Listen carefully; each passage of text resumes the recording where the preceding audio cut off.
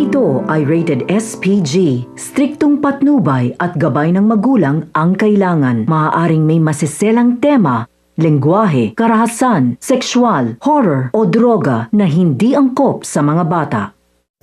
Sinubukan nga nitong si Greg Torrecampo na pigilan nga itong si Marge sa kanyang pag-alis. Subalit gusto talaga nitong si Marge ang umalis. Ngunit biglang inatake itong si Jasmine kaya't mas minabuti nga nila na dalhin nga ito sa ospital. Hindi natuloy ang pag-alis nitong si Marge, subalit nalagay nga sa alanganin ang buhay nitong si Jasmine at kinakailangan na talaga nito ng donors.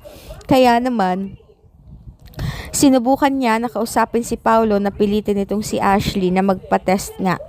Dahil hindi nagawa nitong si Paulo ang kagustuhan nitong si Marge, ay ginawa niya na nga nakausapin si Greg Torrecampo at pumayag naman si Thea dahil na-realize niya na wala na ngang natira sa kanya.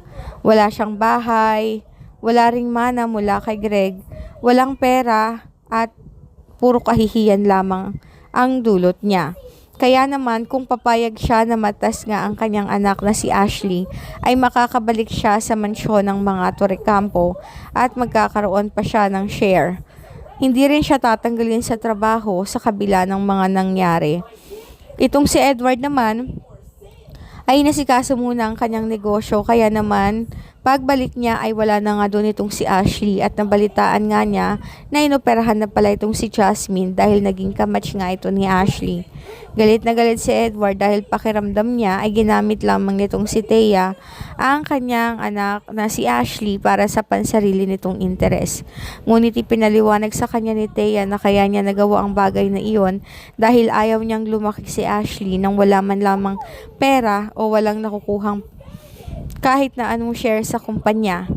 Ngunit sinabi ni Edward na ginagawa niya ang lahat upang sa ganoon ay maging maayos ang kanyang buhay at nang may maipapamana nga siya dito kay Ashley.